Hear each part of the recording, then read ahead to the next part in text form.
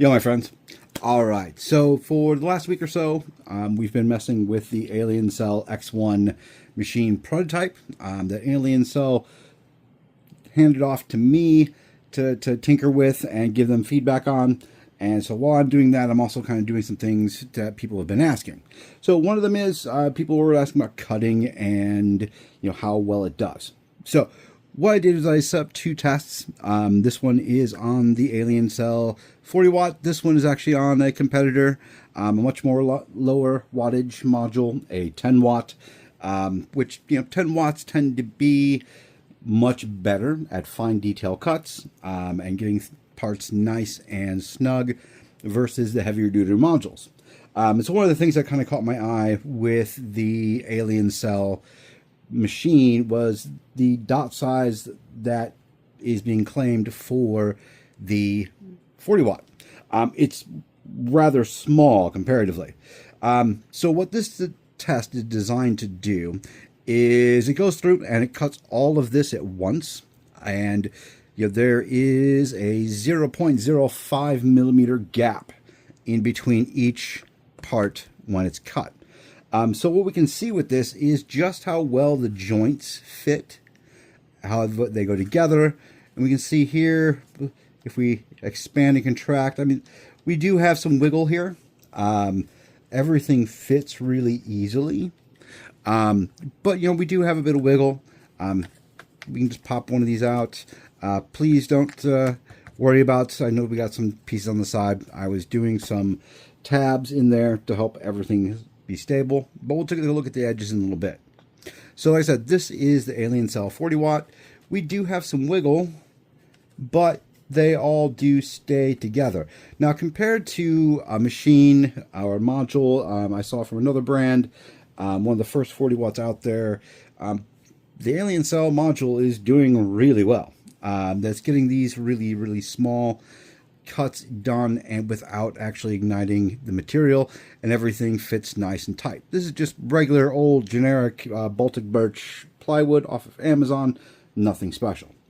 Now if we compare against the little 10 watt, we notice that we do have some wiggle, but the 10 watt definitely does have a lot less wiggle, a lot less expansion and contraction.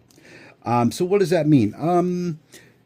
If you're going small, in terms of your cuts and whatnot, the 10 watt is still going to be, your go-to. It's smaller spot size, works a lot better, and we're all happy.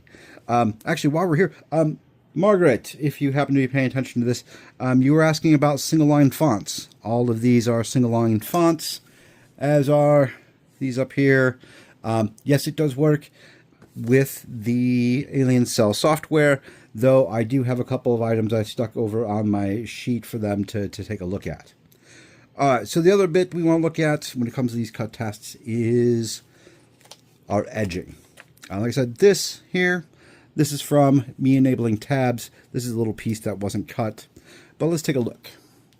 The cut on that 40 watt is actually really clean, especially after we were doing the MDF the other day and it looked horrible. These pieces have not been cleaned up whatsoever. So the Air Assist is doing a bit better job on this material than it was on the MDF. Personally, I think the 10 watt in terms of cleanliness still looks a bit better. It also is really clean on its cuts, so we're really happy with that. So on the whole, it's still, the 40 watt is still doing a pretty good job. It is definitely has the fatter focal point, which makes things a bit more loose. So it'll be something you need to counter when you're making up your cut projects. Now, speaking of cut projects, we had another gentleman was asking about cut projects because that's what he focuses on. So I went ahead and made this guy. So what exactly is this? This is a little safe. You open them up on the inside. This is a free project. It does all the cuts. We even have the little mechanisms here so that when we turn, make sure this guy can actually close all the way up because I think I turned it. Yeah, so we have the mechanism here so it can actually lock itself. So it closes up, the little dials turn here and here. So now it doesn't open. So you put your little change in the inside of your dollar bills or whatever. And yeah, so this is completely cut on the Aliencell 40 watt. If we look at some of our ends here, you know, it's looking pretty good. Not a ton of cleanup. That back in there is my screw up. So don't count that against it. Some small detail. We can actually read the numbers that are on the little dials. You know, that's, I think these are about 10 millimeters, about dime size, maybe a slight bit larger. Our slot looks clean. Like I said, all of our edges and our dovetails are looking pretty good. Everything fit pretty well. Our hinge piece here is a little ovaled out, both on top and bottom. That is potentially because the piece was cut and it fell out and then got hit with an extra pass that came around. But yeah, on the whole, it works really well. So if somebody wants a link to this, it's actually on Boxes.py. You can resize it. I intentionally did the smallest one possible. Well, frankly, because I didn't want to use up extra material. This prints out on about at 100 millimeters. Takes two of these 12 by 12 or 300 millimeter by 300 millimeter sheets. It takes one full sheet and about 1/2 to about 1/3 on the second one. Some of the key items with that was going to be making sure these little pieces didn't get lost when they got cut out. One of the reasons I enabled tabs to kind of hold in the parts and try and keep them. Honestly, I think I had to recut two of these, and one or two of the little spacers. There's a few of them. Anyhow, I hope this was educational and was answering some of the questions you guys had about the cut ability on the Aliencell. I'm going to continue working on it. As I said, I've got a few items that I'm sending over to Aliencell that I found in terms of problems, both with the machine, both with the firmware, and with Aliencell software. Just make sure you understand, I have a prototype machine.